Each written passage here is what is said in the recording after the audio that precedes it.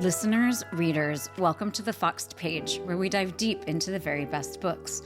You'll come away with a richer understanding of the text at hand, all while learning to read everything a little better.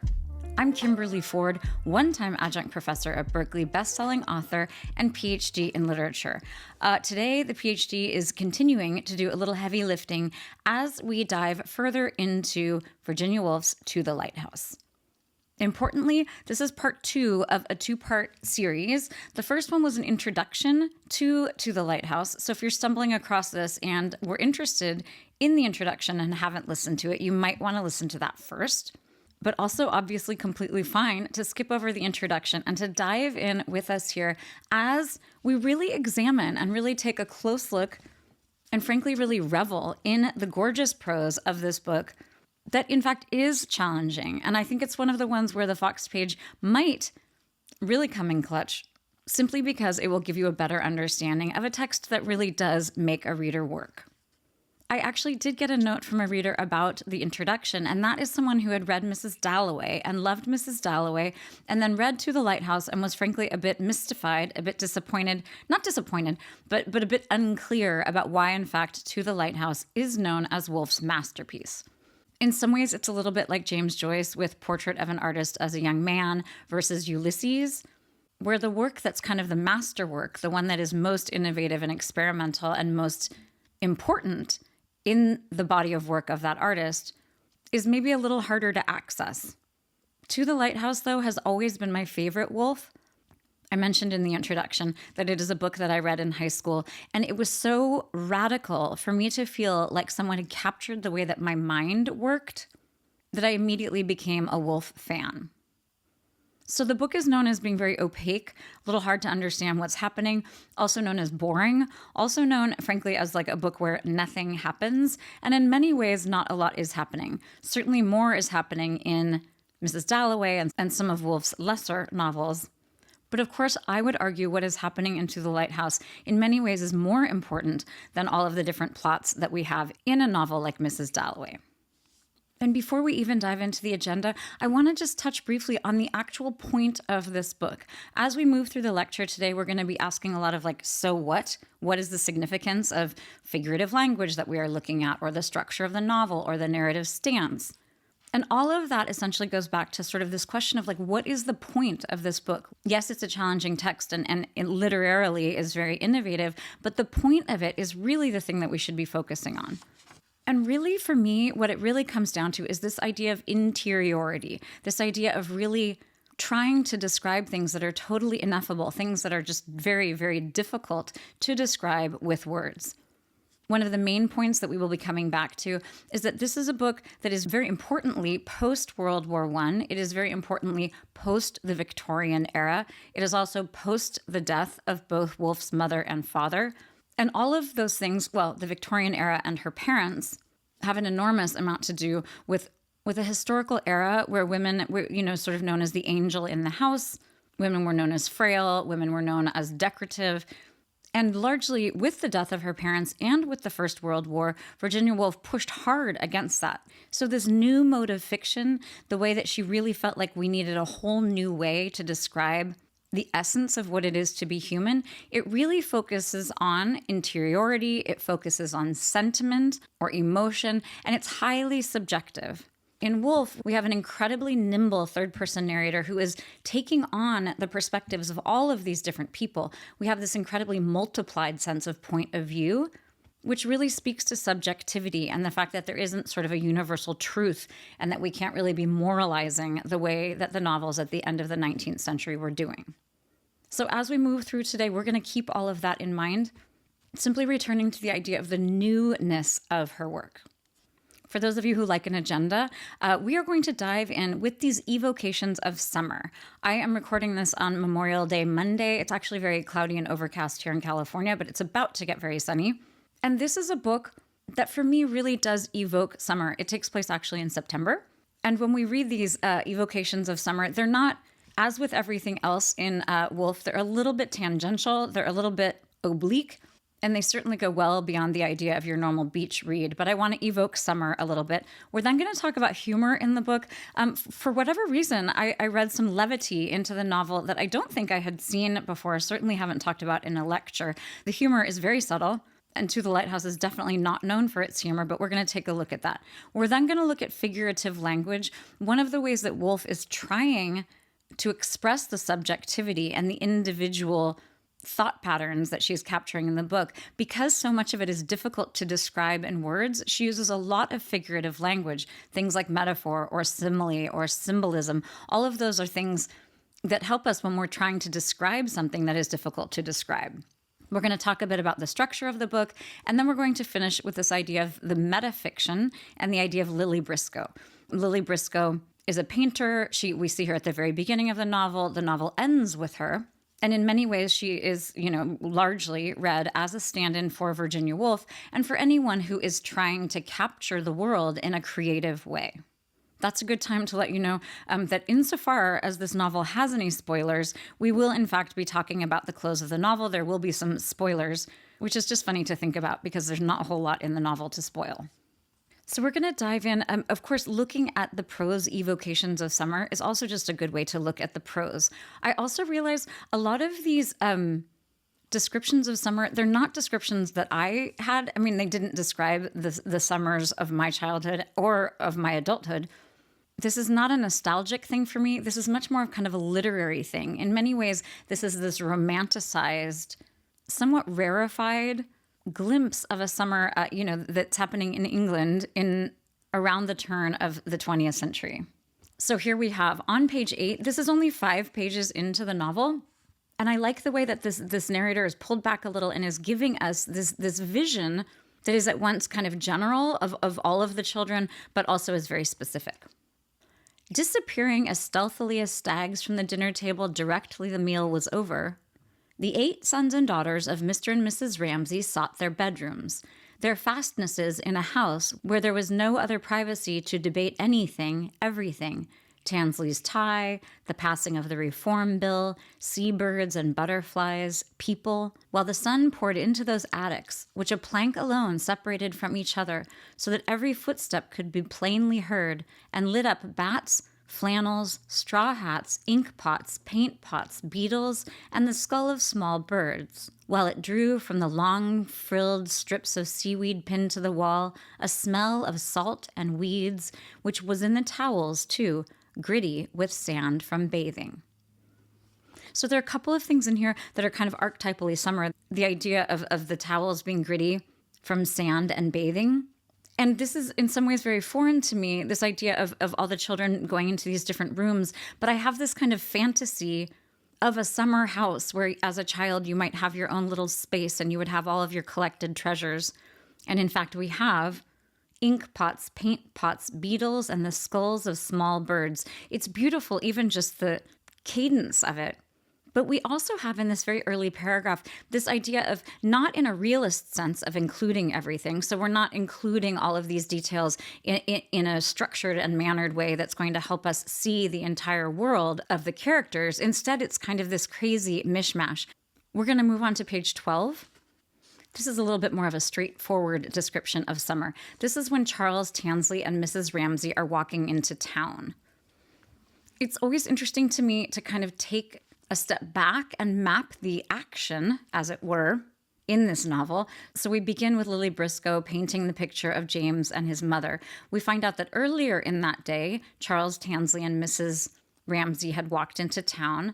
Then we see Lily Briscoe painting, and then we see them all at the dinner table. That is the whole first section of the window. So this is part of the description of Charles Tansley walking into town with Mrs. Ramsay. For though they had reached the town now and were in the main street, with carts grinding past on the cobbles, still he went on talking, and was about to tell her. And then we have an M dash. So this separates something. So Charles Tansley is beginning to tell her something. And then what he is saying is interrupted by this vision that is very summary that Woolf is going to create for us just the same way that it appears before Mrs. Ramsay and Charles Tansley. It's interesting when I say it out loud to hear Ramsay and Tansley, to hear in some ways how close those are. but really far away. You know, Ramsay, again, is like an Egyptian king, this idea of Ramses. And Tansley is very working class, like a tanner, that kind of thing. Perhaps Woolf talking about the similarities, even though there are many differences between us.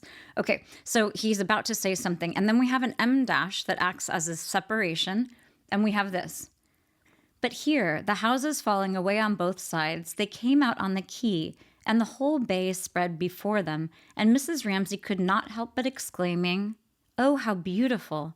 For the great plateful of blue water was before her, the hoary waterhouse, distant, austere, in the midst, and on the right, as far as the eye could see, fading and falling in soft, low pleats, the green sand dunes with the wild flowing grasses on them, which always seemed to be running away into some moon country uninhabited of men. So this is so beautiful. And already we're having some of the elements that are so important in this novel, one of them being mimesis, which simply means that what is happening for the character is also happening for the reader. So she is being surprised. Charles and Mrs. Ramsay are being surprised by this vision, and so is the reader. In fact, we even have the punctuation to kind of cue us to the fact that this is a surprise. It's busting into their moment. And then we have these beautiful metaphors and similes here. We have the great plateful of blue water. So it's obviously not a real plate, but we have this idea of it being a plate. And then we have the soft, low pleats, the green sand dunes. So you have this idea of them being pleated like a piece of fabric. And then we have this kind of personification, the wild flowing grasses on them, which always seem to be running away into some moon country. The figurative language in this book is, I mean, a lot of things are masterclasses, but the figurative language is just beyond. We're going to look at one more evocation of summer. This is also something that is foreign to me. What we have here is much later in the book, toward the very end, in fact. We are on page 183, and Cam, young Cam Ramsay, who's not actually so young anymore, she's 17 at this point, she is in a sailboat with her father and has her hand out in the water. I am not someone who has spent really, like literally any time at all on a sailboat, but for me, again, this is this kind of like, it's not nostalgia because it's nothing that I know, but it is this really romanticized vision, an evocation in all of my senses of what summer kind of feels like. Okay, so on 183, then the eddy slackened round her hand. The rush of the water ceased. The world became full of little creaking and squeaking sounds. One heard the waves breaking and flapping against the side of the boat as if they were anchored in harbor. Everything became very close to one. For the sail, upon which James had his eyes fixed until it had become to him like a person whom he knew, sagged entirely. There they came to a stop, flapping about waiting for a breeze in the hot sun, miles from shore, miles from the lighthouse. Everything in the whole world seemed to stand still. The lighthouse became immovable, and the line of the distant shore became fixed. The sun grew hotter, and everybody seemed to come very close together and to feel each other's presence, which they had almost forgotten.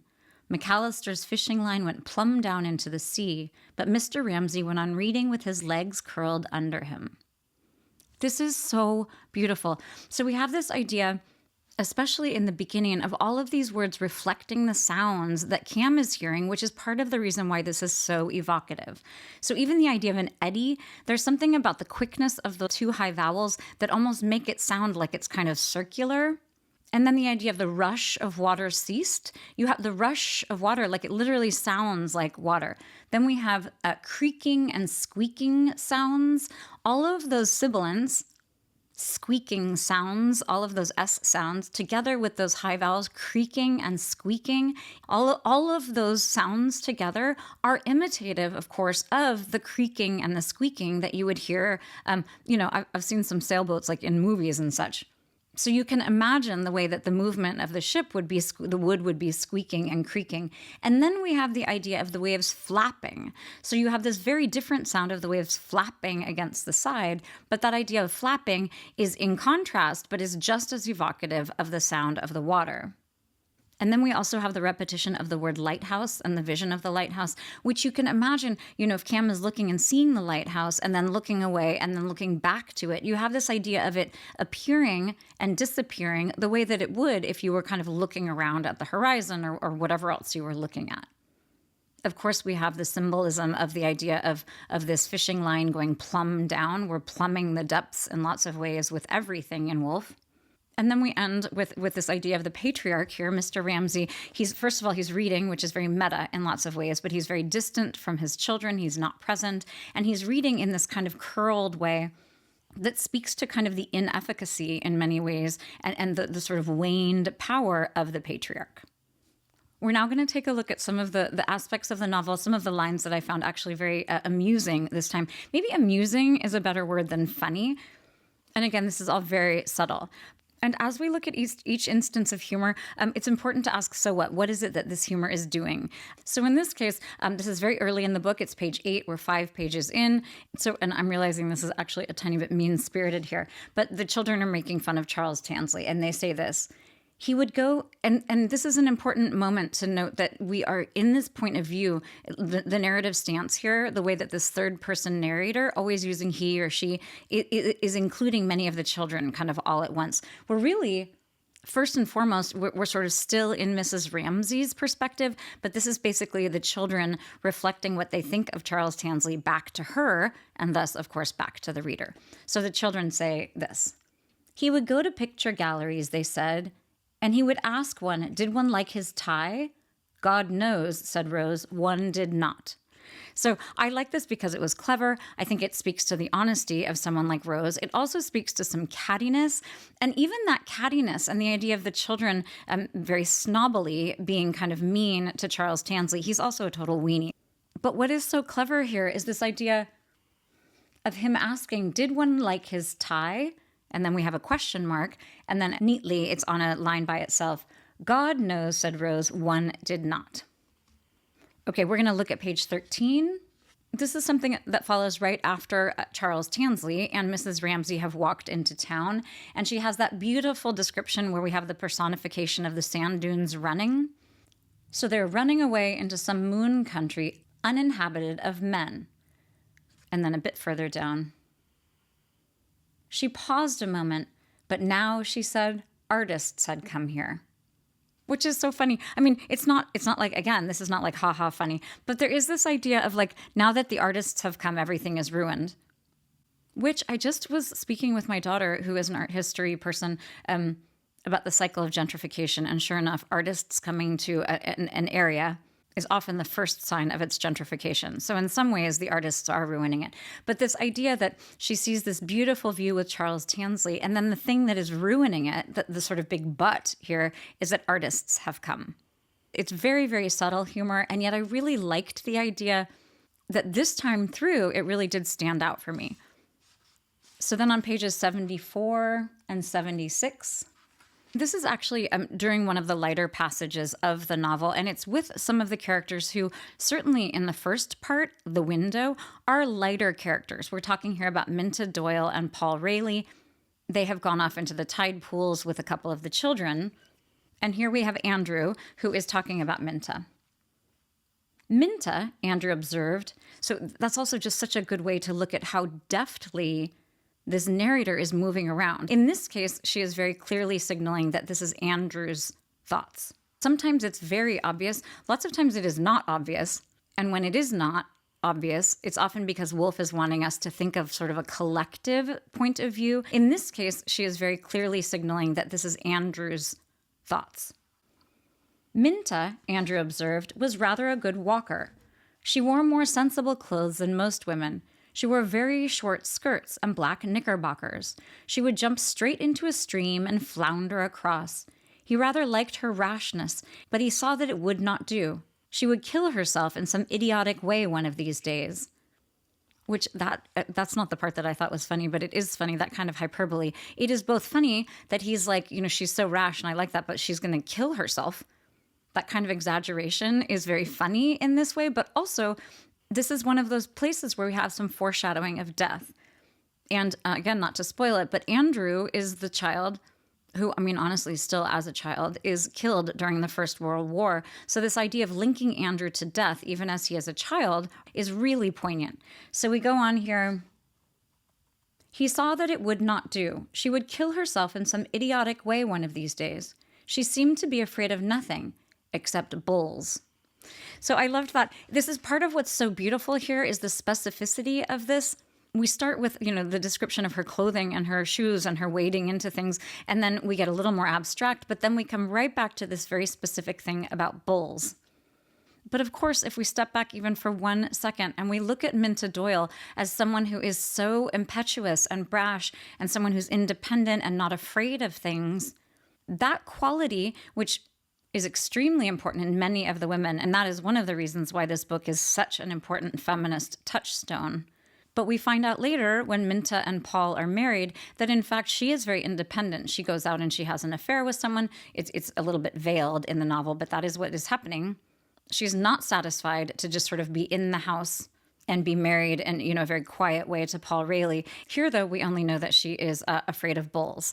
And then a couple of pages later, this is our same kind of our time frame, and we have Nancy and Andrew, who are the kids who are off with Minta and Paul.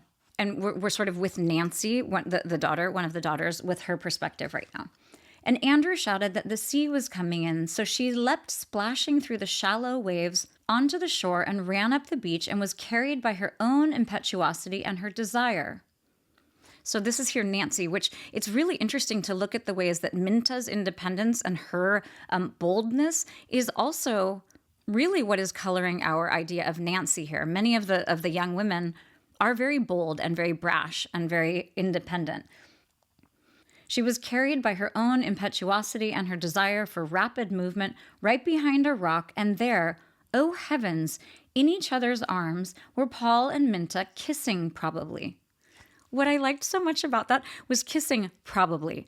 So we have this idea of Nancy, she's doing this very tomboyish thing, and in fact, when she's splashing through the shallow waves of the shore, we have all of these sounds that are really evocative of the idea of what her action is. This is about action. It's about desire. She's moving quickly. And then all of a sudden, what she sees, which is so horrifying to her, is this harbinger of what it is to be an adult and to be in, a heteronormative relationship.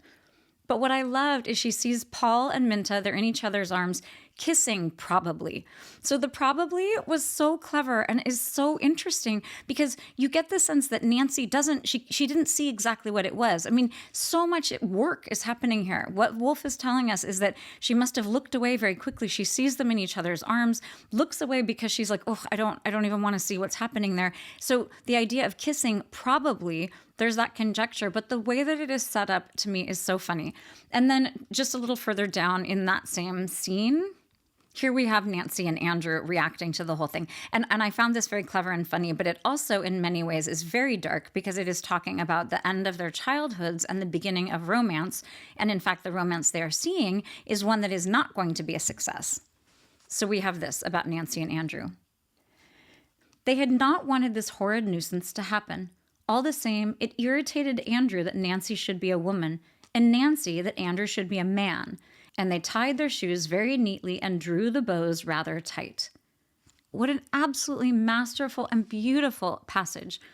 I love the symmetry here that it irritated Andrew that Nancy should be a woman and Nancy that Andrew should be a man. It's so beautiful, the kind of interchangeability there. And we have this idea of contrasts. And all of this contrast, of course, does not, in fact, it's not part of their childhood. They're both just tromping through the waves, really not identifying one way or another in terms of their sex. And then we have this thing, and you can just imagine that kind of, angst and that kind of irritation at the idea that one day they will have to be romantically involved with someone, not have to, but likely will be. And then we have the idea of them doing something that is kind of a sublimation of their anger. They're not going to talk about this, they're not going to process it, but essentially what they are tying are bows and knots. So you have this idea of things being pulled up tight, but also of things being woven together that in some ways is kind of a foreshadowing of the kind of weaving together, the tying of a bow that you have that would signal the union, the romantic and sexual union of a man and a woman.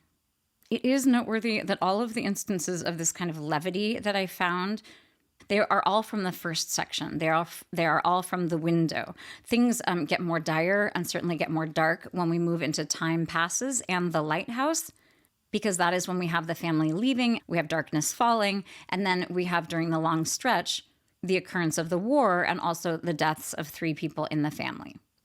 So we have this structure where we have, the window, then we have Time Passes. If you're not on the YouTube, I'm making like a corridor kind of thing. There's like a big square where we have the window, and this is how Virginia Woolf conceived of it, kind of like a barbell. We have a square that is the window, then we have a corridor, which is Time Passes, then we have another square, which is the lighthouse. So all of the things that are happening in Time Passes are these forces of time. They're gone for 10 years, so it's the span of 10 years. But mostly what we see is time passing in the house. Okay, we're going to move on to talk about figurative language. I mentioned before that if Woolf's whole endeavor here is to do things in a different way, she's trying to evoke the inner workings of someone's mind and to talk about like the essence of what it is to be human, that is obviously a very difficult thing to do when your medium is words. And one of the ways that you can kind of max out the meaning of words is by using them in ways that are figurative. So figurative language is simply anytime words are connoting something or representing something that is different than simply what they actually mean. So think of metaphor, think of simile, think of foreshadowing. I mean, literally, these are all the things that we're going to look at. Pathetic fallacy, which is where weather is reflecting what's happening for the characters, personification, symbolism, all of these things. She is so good at all of this stuff. So we're going to begin with this idea of mimesis. That is simply a fancy Greek word for when what is happening on the text is mimicking what is happening for the character. So we're going to look up at page 9. This is a very subtle, but I think a very important instance of mimesis. So some of the mimesis that is happening are when things are very shocking. We're going to look at that. And they're very clearly stated and often in brackets. But this very early in the novel is an instance where we have a little bit of confusion because of pronouns, but that confusion is mimicking sort of the subtle confusion that Mrs. Ramsay is experiencing. So on page 9, we have this. Insoluble questions they were, it seemed to her, standing there, holding James by the hand. He had followed her into the drawing room. So in that case, you have James, and then we have this he, and you're kind of like, who's the he? And then we have very quickly that young man they laughed at. He was standing by the table, fidgeting with something, awkwardly, feeling himself out of things. So what's important here is we don't really know who this he is. So you almost have this sense of like not realizing someone had followed you. I mean, he's behind her. So, there's a very good chance she didn't even know. And then suddenly seeing him and having it become clear who he is and what is happening with him. So this idea of this he as being kind of this presence, but the reader is not being really sure who this person is and why the person is important, what the person is wanting. All of that is coming clear for Mrs. Ramsay, and at the same time, it's becoming clear to the reader. This next instance is one of these times where something very shocking happens, and it happens in brackets. And the reader feels the same sort of shock that the characters do, because it's sort of out of the flow of life. It's out of the flow of the prose, and suddenly we have this thing happening. So on page 128, this is during the part of Time Passes. I'm going to read a little bit of the prose and then the mimetic part. Almost it would appear that it is useless in such confusion to ask the night those questions as to what and why and wherefore, which tempt the sleeper from his bed to seek an answer. Then a bracket. Mr. Ramsay, stumbling along a passage one dark morning, stretched his arms out, but Mrs. Ramsay having died rather suddenly the night before, his arms, though stretched out, remained empty. It's so brutal. I mean, she is putting an entire seismic event into these brackets at the end of a section, and it's one single sentence. Very importantly, it's ending with that word empty. And then we have part 4 of Time Passes, and it begins, so with the house empty. So we have that repetition of empty. It's jarring and beautiful and haunting. And then when we have more deaths that are occurring in this section of the book, they also occur like this. Things are very out of the blue and shocking, and they often come in these brackets. one of those brackets is when we find out that Andrew is killed in the First World War. That happens during Time Passes. And then I want to look quickly on page 194. We're with Lily Briscoe here, who is looking at Mr. Carmichael. He looked the same, grayer rather. Yes, he looked the same, but somebody had said, she recalled, that when he had heard of Andrew Ramsay's death, then we have a parentheses, he was killed in a second by a shell. He should have been a great mathematician. Mr. Carmichael had lost all interest in life. So what's so interesting to me here, earlier we have the death of Andrew, mercifully instantaneous, and it is in brackets in Time Passes. But here we have this elaboration, which is so poignant and so haunting, this idea he was killed in a second by a shell. He should have been a great mathematician. The idea of his potential as being just snuffed in a very violent way during the First World War. This idea of someone not just remembering him, but then remembering a detail about him. This is this kind of mimetic thing where the reader is not only revisiting the sadness of Andrew's death, but then you have a further kind of tragedy layered onto it. And it is happening for Lily Briscoe and Mr. Carmichael and the reader all at the same time. And here, with the helpful use of these parentheses. This entire book is just absolutely rife with beautiful metaphors and similes.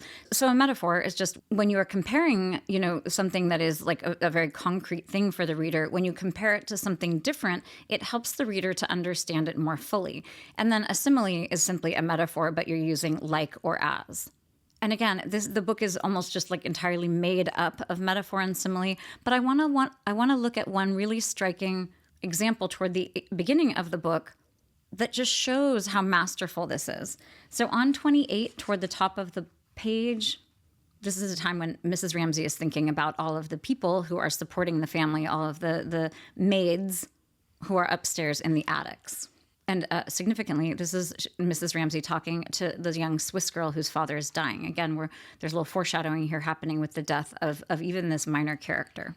So Mrs. Ramsay's talking to the Swiss girl.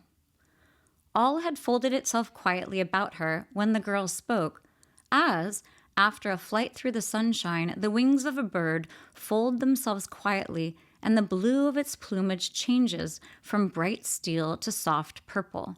She had stood there silent, for there was nothing to be said. So gorgeous. I don't even feel the need to really unpack that too much for you. We're going to move on to this idea of foreshadowing. Again, there is so much foreshadowing, most of it, sadly, having to do with death. So on page 16, we just read the part where we had the bracketed section where Mr. Ramsay experiences the death of Mrs. Ramsay. So even at the beginning of the book, on page 16, we have this. Suddenly, a loud cry, as of a sleepwalker, half roused, said something about... And then here, interestingly, there's this blank. The sentence ends, and we have white space, and then we have this. Sung out with the utmost intensity in her ear, made her turn apprehensively to see if anyone had heard him. So this is Mrs. Ramsay, and she is hearing her husband, and he is talking like he is a sleepwalker, and there's a big gap between them, literally white space on the page. It's a loud cry. It was sung out with the utmost intensity. So here we have Mr. and Mrs. Ramsay. We have Mrs. Ramsay receiving this thing, and he is sleepwalking, importantly, at that point. And then later, after her death, he is kind of like almost sleepwalking down the hallway, and we have her absence. We, again, have them not connecting. So we have this idea here, even at the very beginning, of this idea of Mr. and Mrs. Ramsay as being separated by things like sleep or death, these kinds of different states of consciousness. On page 26, we have this, also Mrs. Ramsay. A lot of the first part is Mrs. Ramsay. She looked up. What demon possessed him, her youngest, her cherished, and saw the room, saw the chairs, thought them fearfully shabby. Their entrails, as Andrew said the other day, were all over the floor.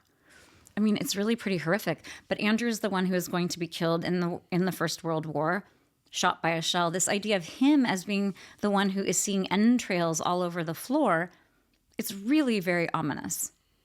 We're going to move on now to talk about personification. So this is one of those areas of figurative language that's very difficult to pull off well, And it's simply when something that is not animate is given, traits of a person. And if one of the emphases in the book is this question of like what things endure and what is the nature of time and how does time affect things, not to mention the concept of mortality.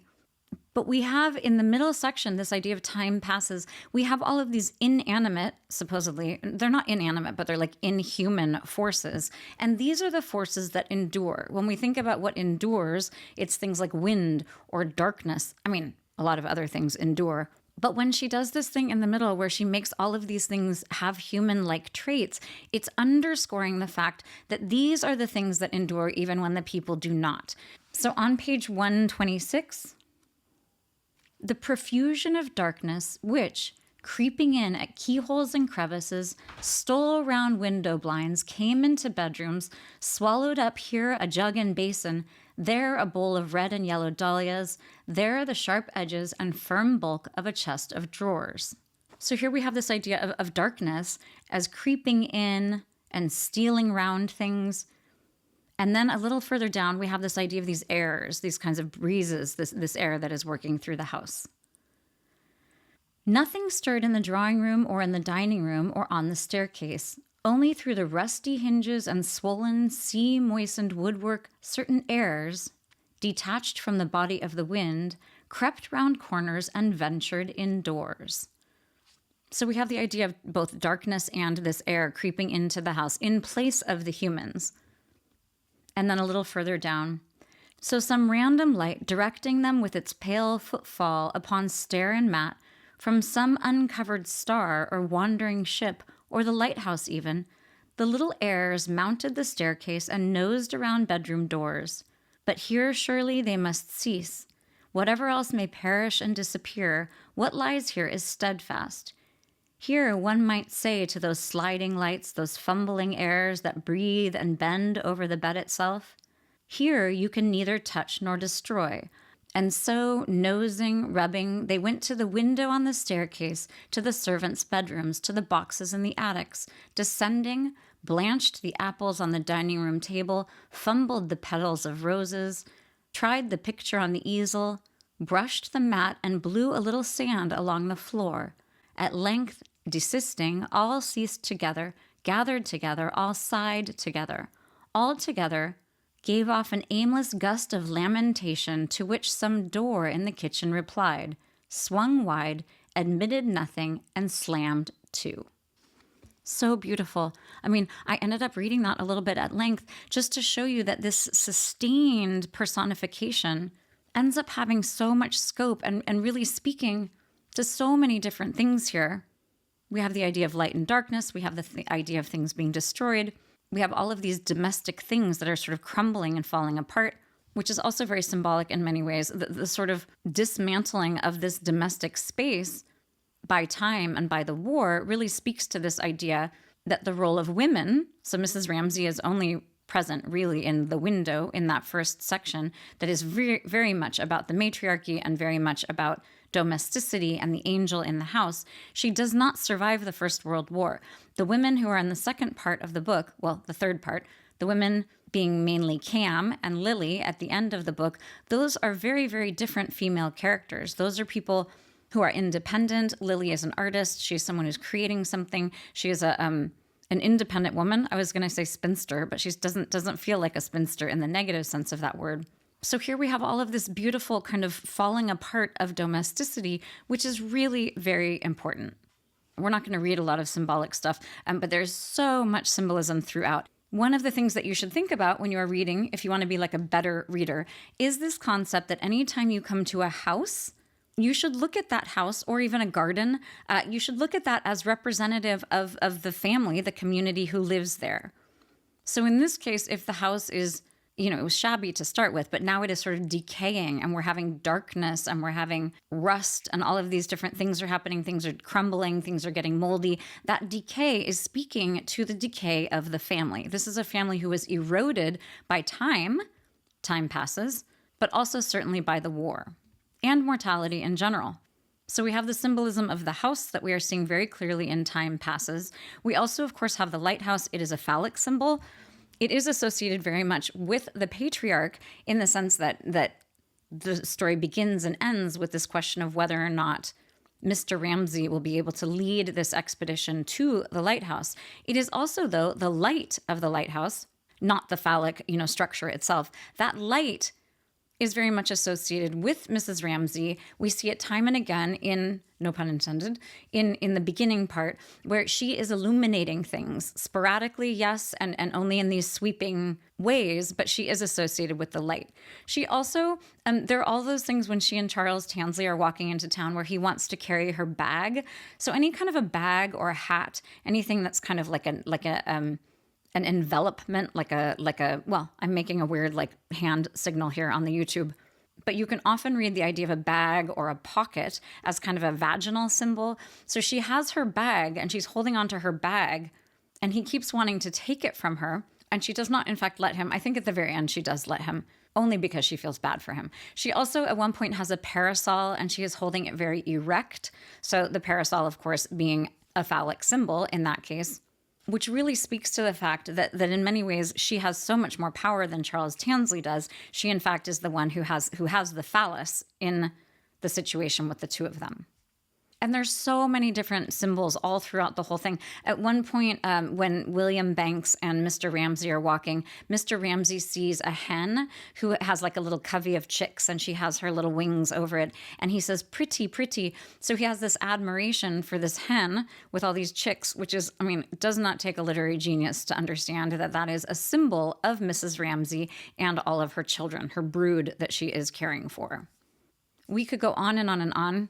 But what I want to do at the end of this discussion of figurative language is simply answer again that question, so what? Why are we using all of these different kind of inventive ways to stretch language? And that is because Woolf is trying to do this very difficult thing, which is to convey to the reader or commune with the reader about the very essence of what it is to be human, about the difficulty of time passing, about the harshness of grief, about the ways that gender inequality and difference between sexes can be so frustrating, about the idea of creative endeavors and how difficult they are and how meaningless they might be.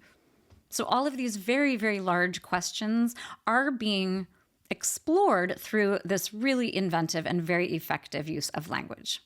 It's just an unbelievable example of pathetic fallacy. So this is when, at the very end of the book, when Cam and James and Mr. Ramsay are on their way out to the lighthouse. And this is James thinking. It's so excellent. The tyranny of the patriarchy here is literally called that, the tyranny. They're sort of, the two younger, teenagers are fighting against this tyrannical presence of their father. Cam would never resist tyranny to the death, he thought grimly, watching her face, sad, sulky, yielding.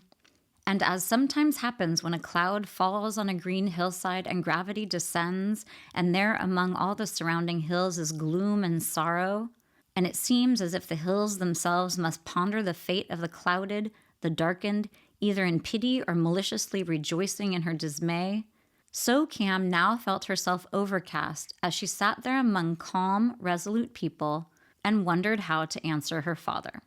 So it's just so good, this idea of the clouds, darkening a hillside, and she's spelling it out for us. Here it is exactly that. That is how Cam is feeling when her father asks her this question. It's an absolute masterclass in pathetic fallacy. So I jumped the gun a bit and talked about the structure, but we're going to dive into it a little more deeply here with a couple of really important passages. So toward the beginning of the book on page 35, very firmly in the section of the window, we have this very specific and very concrete musing on the part of Mr. Ramsay, whereas he is introducing this idea of whether or not things last and what endures. So we have this. And his fame lasts how long? It is permissible even for a dying hero to think before he dies how men will speak of him hereafter. His fame lasts perhaps 2,000 years. And what are 2,000 years? 2,000 years seems ambitious. What are 2,000 years? And then parentheses, asked Mr. Ramsay ironically, staring at the hedge. So happily, he also knows that 2,000 years is probably a bit ambitious for him. What indeed, if you look from a mountain top down the long wastes of the ages? The very stone one kicks with one's boot will outlast Shakespeare.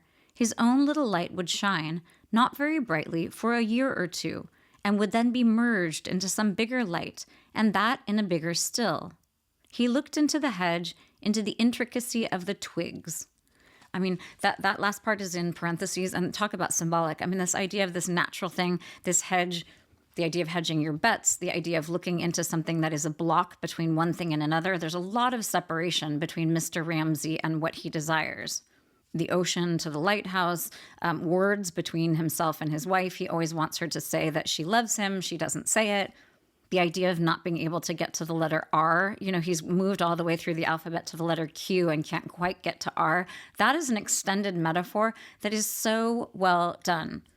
It's such a good way to think about fame or to think about accomplishment in any way. In his case, it's philosophical. But this idea here of light, an idea of someone's light as glowing for a short amount of time and then being subsumed, or the idea of the rock as outlasting Shakespeare, that's very important when we think about the time passage section, because so much of what is happening there has to do with nature or light or mold, mold being like these little spores that have a very short lifespan, but in some ways are kind of like rocks, things that we consider almost inanimate, but are in fact alive in many very ancient ways. Importantly, this idea of what endures becomes, switches a little bit. It sort of morphs in the last part of the book called The Lighthouse, so that the reader becomes more and more focused on Lily Briscoe. So the novel very much ends firmly with Lily Briscoe, and this last section also begins with her. So I love the way that some of these questions that are brought up by different people throughout the book very firmly get articulated by Lily Briscoe toward the end. So the first part of The Lighthouse, the last section, reads this. What does it mean then? What can it all mean? Lily Briscoe asked herself, wondering whether, since she had been left alone, it behooved her to go to the kitchen to fetch another cup of coffee or wait here. What does it mean? A catchword that was, caught up from some book, fitting her thought loosely, for she could not, this first morning with the Ramsays, contract her feelings, could only make a phrase resound to cover the blankness of her mind until these vapors had shrunk. For really, what did she feel? Come back after all these years and Mrs. Ramsay dead? Nothing that she could express at all. So this is such a strong opening. We're beginning with this question, what does it mean? So we're moving on from this question of what endures. And in many ways, the time passes section is telling us what does not endure, and it is human life for the most part. And by the time we get to the lighthouse section, Mr. Ramsay is going to complete his voyage, but he's very much diminished. He is no longer asking these questions about his own work. In fact, what he is doing for the most part in this last section is he is reading. He's taking in the work of another person and not thinking so much about his own, how he will endure. Instead, we have Lily asking this question of, what does it mean? And in many ways, and I find this so optimistic, what happens very quickly, even 2 pages later, is that Lily Briscoe starts looking at her own creative process and her own painting, the process of painting, not necessarily any one given painting, as not only this question of what endures, and she's pretty comfortable with the idea that it's not really going to endure. She talks about it being put away. She talks about it being hung, in the servants' quarters. She's less concerned with this idea of fame or endurance. Instead, she's really wrestling with this idea of how she can express something in a way that will capture a certain essence, but also in a way that will communicate a certain emotion or a sensibility or a concept to another person. So it's so lovely because almost right after she has asked this question, what does it mean? We have her remembering the painting. We're coming full circle from the very beginning of the novel, the very beginning of the window. We have her thinking of that painting that she began with, and we have her moving toward the painting that she will finish at the very end of the novel. So on page 147, suddenly she remembered. When she had sat there last 10 years ago, there had been a little sprig or leaf pattern on the tablecloth, which she had looked at in a moment of revelation. There had been a problem about a foreground of a picture. Move the tree to the middle, she had said. She had never finished that picture. She would paint that picture now. It had been knocking about in her mind all these years. This is so lovely. So we still have, an eighth of the book to go. We still have another 50 pages. And it really is going to be about this process for Lily. It also, of course, is about the completion of the journey to the lighthouse. But I love this description. She's sitting in a domestic space. She's remembering the dining table and the dinner when they all sat down and had Mrs. Ramsay presiding over the whole thing. This very domestic, very matriarchal moment. And what she is remembering then is her creative process. So in the midst of all of this maternity and all of this domesticity, she in fact is thinking about her professional endeavor, her artistic and creative endeavor, which becomes really key in the last part of the book. And Woolf is not afraid, in fact, to push this a little bit further and to talk about the link between creativity and the meaning of life. On page 161, we have this. This is still Lily. Like a work of art, she repeated, looking from her canvas to the drawing room steps and back again. She must rest for a moment. And, resting, looking from one to the other vaguely, the old question which traversed the sky of the soul perpetually, the vast, the general question which was apt to particularize itself at such moments as these, when she released faculties that had been on the strain, stood over her, paused over her, darkened over her. What is the meaning of life? And then I have to keep reading a little further because it is so satisfying because she essentially answers it here and gives us one of the many keys to the importance of this last section. I'll repeat the question. What is the meaning of life? That was all, a simple question, one that tended to close in on one with years. The great revelation had never come. The great revelation perhaps never did come. Instead, there were little daily miracles, illuminations, matches struck unexpectedly in the dark. Here was one. And then a little further down, in the midst of chaos, there was shape. This is so beautiful. So this really, in many ways, is this very sort of meta-literary thing. It's talking about the process of the book, not only the process of Lily and her drawing, but exactly what Woolf is providing for us here. If Lily's artwork is going to provide this one instance of illumination, and if she presumably has many pieces of art that she makes and each of them is a small illumination, that is exactly what Woolf is doing. She's providing this whole series of illuminations, all of which get to this question, this essence of what it is to be human, and this question of what is the meaning of life. And one of the most beautiful things about what is happening toward the end of the book, where we have Lily Briscoe really feeling very independent, is she has this kind of dialogue with Mrs. Ramsay about her independence and essentially about the meaning of her life and creative endeavor. So on 175, we have what really amounts to Lily Briscoe as sort of pushing back against the very Victorian, very heteronormative, very like monogamy and matrimony forward way that Mrs. Ramsay has always worked. So she really wanted Minta and Paul to marry. They married. It didn't go well. She wanted Lily Briscoe to marry Mr. Banks. That did not happen. And toward the end of the book, at 175, we have Lily really in dialogue with her. And one would have to say to her, it has all gone against your wishes. They're happy like that. I'm happy like this. Life has changed completely. At that, all her being, even her beauty, became for a moment dusty and out of date. For a moment, Lily, standing there with the sun hot on her back, summing up the Rayleighs, triumphed over Mrs. Ramsay, who would never know how Paul went to coffee houses and had a mistress, how he sat on the ground and Minta handed him his tools, how she stood here painting, had never married, not even William Banks. It is so good. So you can see the way that this, in some ways, the structure is sort of subtle, but we have the window focused on Mrs. Ramsay, we have time passing, and then we really, in the lighthouse, much of the focus is on Lily Briscoe, and not only that, but Lily Briscoe as kind of a refutation of everything that Mrs. Ramsay stood for, even though, all of that was held up as fairly positive in the beginning. Okay, in order to close, I want to look at, there's sort of two different endings in my mind. One is that the Ramsays, and in this case it is Mr. Ramsay and James and Cam, when they arrive at the lighthouse, the expedition is finally finished. But in many ways, that is not the kind of victory. It is not the excellent thing. I mean, from the beginning, everybody is very ambivalent about it. And the whole entire thing is a study of ambivalence. So it's not surprising that when the expedition is successful, that it doesn't entirely feel successful. So this is 2 pages before the end of the book. The book ends very firmly with Lily Briscoe. But we have the sort of the journey that is signaled by the title of the book. In many ways, it is our focus. We have them arriving, but it is really steeped in this ambivalence. So on page 207, we have this. This is Cam and James. They both wanted to say, "Ask us anything and we will give it you." But he did not ask them anything. He sat and looked at the island, and he might be thinking, "We perished each alone." Or he might be thinking, "I have reached it.